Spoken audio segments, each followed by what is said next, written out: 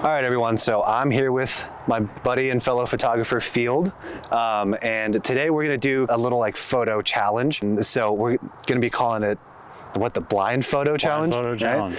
Okay, so the idea is we both have the same camera, so we have the A7 IV and we have two vintage like film camera 35mm lenses adapted to them.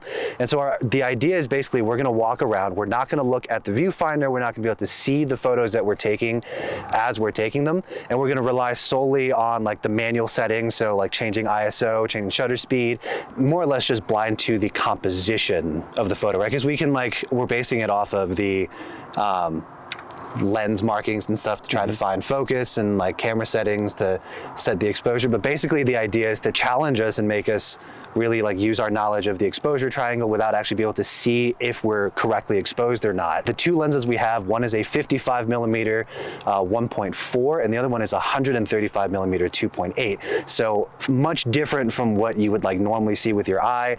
It's really going to force us to like visualize the composition and try to be a little bit more creative with our photos.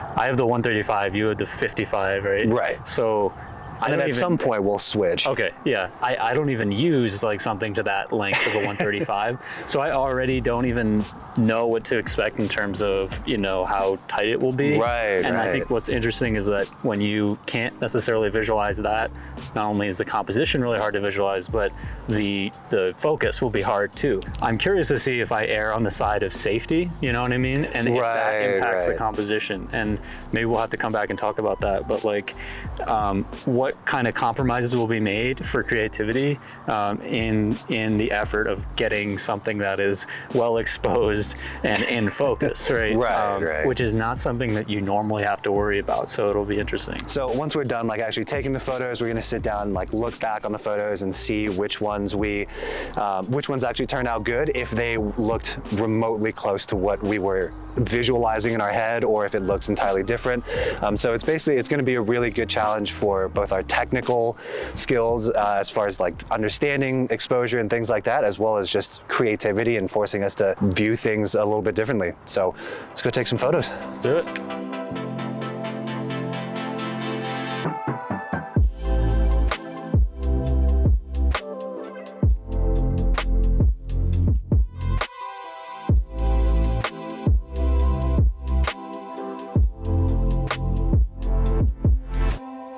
This reflection in this puddle with the mountains in the background on a 135, I don't think that's happening. What I think I want to do is we have Horsetooth Rock, which is really iconic. We also have these mountains too. But because I have the compression and the distance on this lens, I want to go back further and see if we can get some foreground elements, because just shooting it outright is just kind of boring and it's not, you know, there's not a whole lot going on.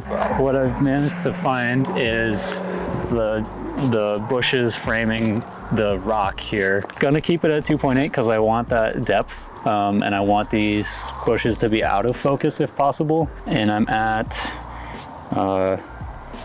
about 400 ISO, but the tricky part now is the focus. So let's see here.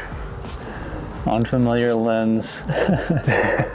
So I think if I go infinity or just below that, I'll probably get it, but the height might be tricky too. I'll try a vertical one. All right, two shots. We'll all right. I'll guess. So I did one long shot with a lot of, I would say, like potential for depth if it even works. I think I could do one detail, that would be cool, and then maybe something with a bit more like color variation. We're out in a place that has a lot of browns and greens, a lot of light greens and dark greens. So we have the lake, which is looking pretty calm right now, and then we have this first ridge and then the further ridge too. This is 1/800th and 400 ISO. Focus wise, I don't know, it's a tough call. I feel like infinity would work, but some of these things are a little bit closer than that. So this is about 50 meters. So So I'll do one at 50. I'll do one just below infinity too. All right, second shot's done. So detail, there's a lot of rocks going on. I think it'd be cool if we got one rock in front of the other, and again, try to do that depth, but it might just depend on what we can see. The cool thing is there's a lot of lichen and stuff that are nice colors, but then there's also these red rocks too. All right, I'm gonna go for this. You want to kind of show them what I'm looking at here. There's a lot. It's like face of the rock here? Yeah, a lot of different colors going on. There's like the dark, there's the brown, and then there's all these different greens. And then you even see some red as well. So this will be at 2.8, and then I want to take the gamble on the focus. And I'm at about 1600. One shot. I'll change it up a little bit. Second shot, all right.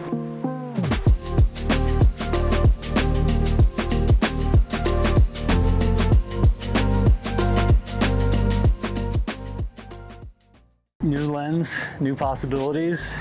All right, so I'm gonna go for something fairly like minimal or flat. There's this shoreline and then there's trees popping out along the shore with waves coming in. I feel like it would be fun, probably a big risk, but to drop the shutter speed and see if I can get like some motion of those waves coming in. All right. And so I'm gonna do one without that and then one with it. All right, we're at 30 feet, just below infinity. One more shot just in case. All right, that was a lot.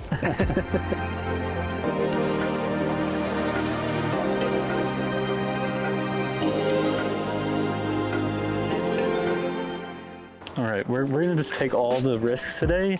I wanna try a self-portrait. Can I Love use it. the timer? Yeah, go for it, go for it. I'm gonna put this at about f8 because I don't wanna, risk the potential for it being out of focus. I'm gonna put it right here and I'm gonna stand right there, mountain in the background. The real hard part is gonna be the focus distance to get myself in focus. If I can put it up here and I'm down there, that'll be about a little higher than chest height. So I can kind of hope that it's going to get my head in it. Focus wise, at this distance, I'm going to be about, let's call it 10 feet maybe. See if we can get this without it falling over. Yeah, that works. Hopefully. We'll go back up to 400 ISO. That's about right. Okay. 5 seconds. Here we go.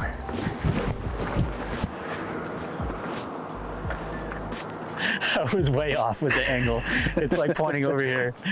Let me try one more. All right, we'll have to see if that worked. I highly doubt it. If you want to sit on this rock. This one? Yeah, facing out. So I'm gonna get the same mountain in the background, and I have this 50, so I hopefully can rely on some separation if I can get the focus right. So I would like to go for the F2. Let's try it. All See right. if we can get that separation. I want to go for the shot I want, not the safe option. There we go. 1. All right, 2. We're good. So I brought this with me. This is like a little frame cutout, like a Polaroid frame cutout. Oh, gotcha. I made it a while back. Nice. It's very crude. But I thought at some point it would be fun to like frame stuff with it. If we hold it just above the city and get some of that green in there still, it might be kind of interesting. So if I want this in frame right here, I don't care if my hand's in it, but I do want the whole frame. All right, there's one. And the second one, I'm gonna go here. Second shot. All right, let's see if it came out. Cool.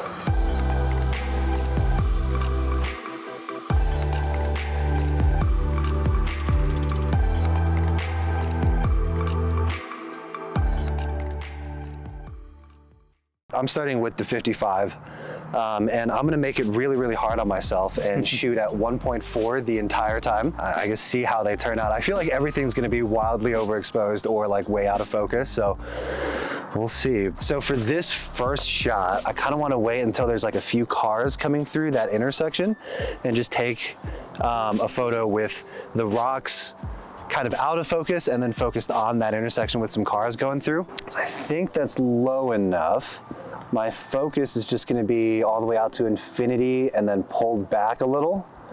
And then I'm gonna use like the body of the camera to try to line up where the edges of my photo are gonna be. I guess we'll have to stop down to like 2.8. Yeah, the 1.4 is definitely gonna be That's bright. a little much. And there's one. I like how the clouds in the sky are kind of breaking up over there. So I'm actually gonna come up a little, go up higher a little bit on this ridge and try to get some of these like little shrubs and bushes in front of the frame and then focus out there. So I'm gonna do something like that. So I'm gonna try to get these bushes right at the very front, those kind of on that little ridge there, slightly out of focus, and then have the rest of the picture be focused on like the sky. So hopefully 3 like separate-ish layers, and then basically focusing out at infinity again. I want a little bit more depth, so I'm actually going out to I'm actually gonna go out to f1.4 on this one and see what happens. And that's 2. And this last one, I'm gonna do a real Instagram-y looking one and hang my feet over and try to take a picture of my feet. So I'm just gonna go with 2 feet on the focus distance, 1.4 again, so I can get some compression in the background. And I think it's at 1/5000, IS at 100. All right. I like the way that the clouds are moving up there too, so I'm gonna try to get a picture of those trees, but from pretty down low, so it makes it look like those trees are a lot higher. At least that's the goal, is to try to make it look like it's a lot higher up than they actually are. All right, we're just gonna go for it. Oh, focus. It's all the way out to infinity, and then I'm gonna pull it back to 50 meters. All right, tell me when. Now I'm going out. All right, ready? On 3, 2, 1. Yeah, let's do another one. All right, I'm gonna go. All right, ready? 3, 2, 1.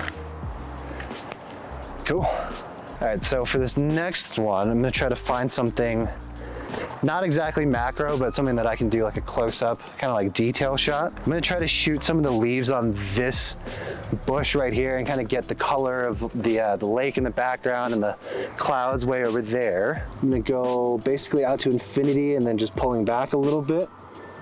This is going to be f2.8. I think this will line up okay. And there's that.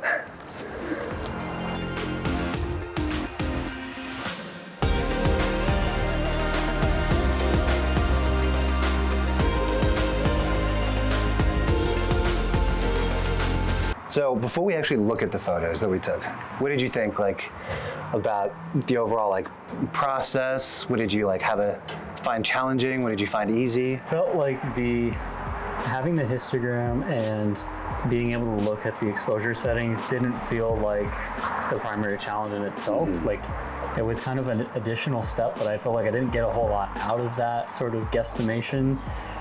We'll kind of have to see like if that was fairly accurate, but just being able to see, if you were a stop or 2 over and then correcting accordingly just felt like just like a hindrance rather than like something that provided like a challenge. The interesting part for me was the composition, obviously, and then sort of estimating what would be in frame with the certain lenses that we had.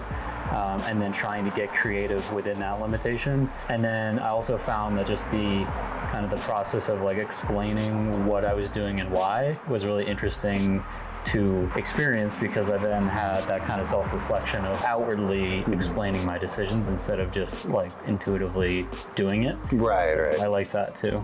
How about you? I definitely agree. Being able to see like the histogram and everything made it feel a lot like easier to a sense. The main part of the challenge became like the composition aspect of it and like using these lenses that like we generally don't use and not actually be able to see it, and then like basically just using our imagination for the entirety of the composition. So these are my photos on the 135. So these are your photos on the 135, and I think this one you were actually like going for this exact photo, right? I like wanted more below it. There's a lot of open space on the sky. Gotcha. I think if you go to the next one, it might be it. That is not it. What happened? I don't know. There's like it looks like there's like vignetting on half the photo. Yep.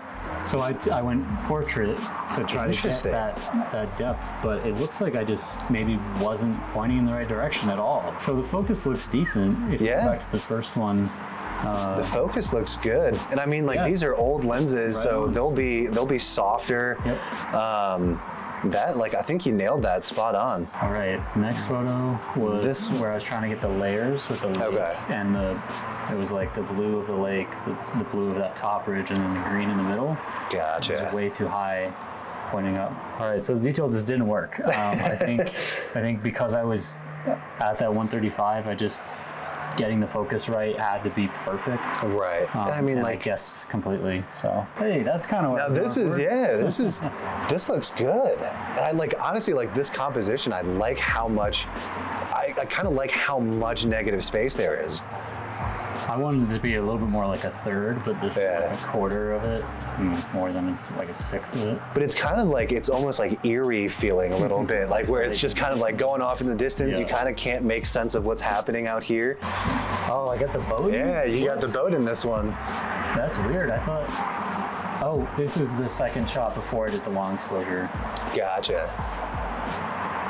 So this next one should be in long exposure. So this one is... Oh, it didn't work. Okay. I mean, I think if you had like, if we had put it on a tripod, it would have worked like just fine, because you did get like that, like the motion of those like little waves there is smoother. It was a huge gamble. Yeah, it's just hard to like hold it still for long enough. And this is your self-portrait. Yeah. Nice. I mean, this is the 50, right? This is the 55, right? And so this is... Wow, that worked. You nailed the focus on that one. That's fantastic. 2 in a row. And that's both awesome. of them, too. Wow, that's great. I love it. All right, so here's you. This is me. Close, but not there. It's a little bit better. Oh, that is... Okay, from far away, that is very tack sharp. So, I mean, yeah, like the separation looks fantastic. If I was just down a little bit more, I would have had that. Yeah. Well, that's good. I like that. Nope. Oh, here's the frame. This is the frame. So focusing in like this one, you would have to do something a little bit, either like at like F8 or like a higher f-stop to get everything in focus. Yeah, I did want the frame out of focus, but not. Oh, you did, yeah. So it looks like the shrubs on the left are there. So now we're gonna look at mine, and this was the 55. So this was, okay, so this is kind of what I was going for. I wanted more of the rocks in there. Yeah. But I think focus-wise, that's good. It looks like I was a little shaky. Oh, that's great. Okay. Nice composition. This one I like. Where's the focus at? I think the focus went a little bit too far, because I went like basically all the way to infinity and pulled it back a tiny bit. It seems like I should have been around like 50 meters instead, because it looks like it's focused past that like last ridge. Yeah, no, that's a great composition. But that like I wanted like the 3 separate layers, and that's pretty much what I got. That's perfect. That just did not work. It's not even in focus. That's just too far. Yeah. Okay, so then this is the 135. So this was a little bit further left than I wanted it, and I wanted a little bit more like of the grass and shrubs in front. Wait, so the focus on the trees looks pretty solid, right? Yeah, that's right around. The focus is good on that one. Yeah. Composition on this one isn't quite what I wanted, but it's still like, it kind of gets the same effect. Like I wanted those trees and then the skies in the background, but I wish it was a little bit lower to get a little bit more of the shrubs in front of it. Yep. And this is the one of you throwing, and I just completely missed that. The motion blur is kind of what I wanted. Yeah, I would say so. I mean, I would say like focus is kind of there. Like everything's going to be blurry since you're moving, but yeah, it's just the composition was way off. That one's even worse. Really that might have worked better with the 55. That would have, yeah. And so this one, I think I wanted to focus on the shrubs for this one, and I went way past it. Yeah, like that's like focused on the water. I wonder what would happen if we removed one of those barriers. So line shooting with a regular lens doesn't even have to be a right lens. With autofocus. Yeah. I wonder how that would impact this. Like this was close, but I wonder what else we could do to kind of make this not guaranteeing success, but still providing that barrier for creativity. The 135, like we tried to get relatively creative, and like you did, like we got pretty creative with this photo, like with the frame and stuff, with the 55 too. But I think like with some of the more natural focal lengths, like 55, or if we did like a 35 even, it would be easier to get like a usable photo and get the actual composition that we're wanting, but it's less challenging than like the 135. Yeah, I mean, that's, I guess, another challenge we added on top is that we'd never like done anything like this with these lenses in addition.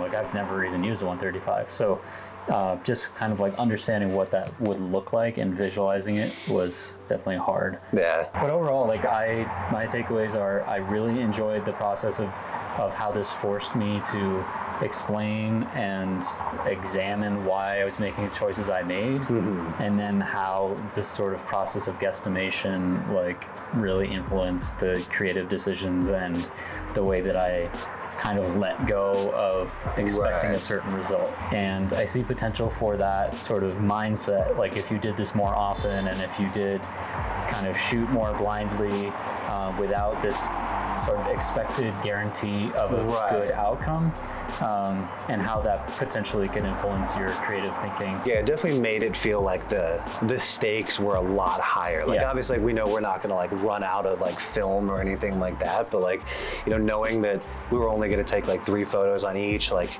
you really need to try to make like each photo count. Kind of added pressure almost like helps fuel like a little bit more creativity and makes you put a little more thought into it rather than like, I'm gonna shoot 15 photos of this one thing and one of them will be usable. Yeah. It's been fun shooting with you. Yeah. Do you have anything you wanna like plug, point people to your socials or anything? My website is fieldpeterson.com. You can go check it out. Cool. But yeah, thanks for letting me do this. I really enjoyed it. Let's do it again sometime. Yeah, for sure. We'll do the standard closing, like and subscribe, all that good stuff. I have to do it. And yeah, see you in the next one. Smash that like. Obliterate it. Hit it.